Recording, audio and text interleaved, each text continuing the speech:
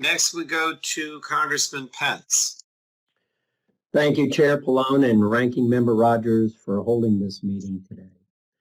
One-third of the legislation we are considering today authorizes clean energy programs, and so I would like to focus my remarks today on these considerable provisions. Following a long career in the petroleum industry, I came to Congress to address the challenges facing our critical infrastructure in both the short term and on a long-term basis. In Indiana, the crossroads of America, we have always recognized the importance of modernizing and investing in our aging infrastructure. We rank number one in roads. This contributes to the prosperity of not only Hoosiers, but all Americans. What the current administration fails to realize is that the demand for affordable, reliable energy is only going to increase. As my colleagues on this esteemed committee know, sources of clean and renewable energy will only be as useful as they are reliable.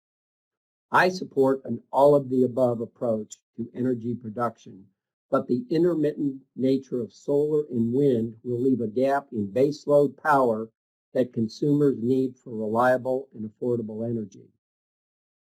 To support the robust network of electric vehicles that the Lift America Act suggests, disruptions in available power will have even more disastrous implications in our economy and national security. Fossil fuels like natural gas and coal are needed to protect the integrity of our grid and affordability of electricity prices on a baseload basis.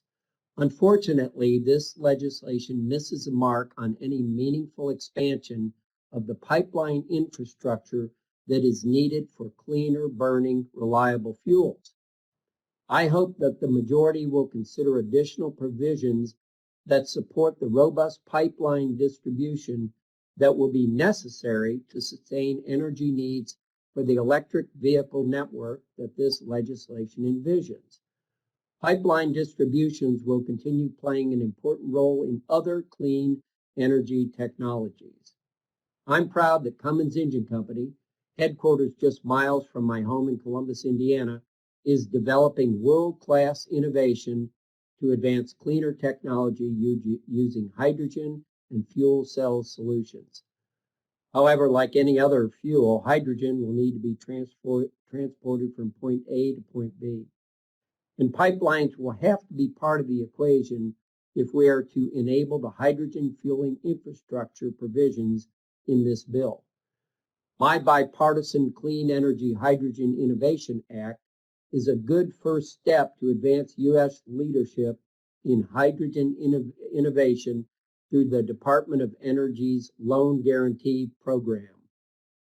Mr. Moniz, in your testimony, you touched on the need for low-carbon fuels to complement clean electricity. I agree with your sentiment that hydrogen has the potential to play a critical role in an all-of-the-above energy strategy in a wide array of applications. My question is this: how quickly do you think we could create a distribution network to bring this innovative carbon neutral, or in some cases carbon negative, solution to market? And what are the elements of this network? And finally, what doesn't it include pipelines? Thank you, Mr. Pence, for the question. In fact, in my testimony, there was a rather complicated figure in which my answer really is centered. Namely, I would see the opportunity to really focus on hydrogen market development in this decade. We need to move out, I think, quite quickly on this. For example, we showed in that figure to which I'm referring to how in the United States, and I think Indiana would be one of those cases where the convergence of industry and power and the opportunity for CO2 sequestration, they all converge. And so what we would argue for is the Congress could really incentivize 2, 3, 4 of these hydrogen CO2 hubs to be really focused on in the near term. And that could be a mixture, given the CO2 opportunities, a mixture of so-called blue hydrogen and potentially green hydrogen as well.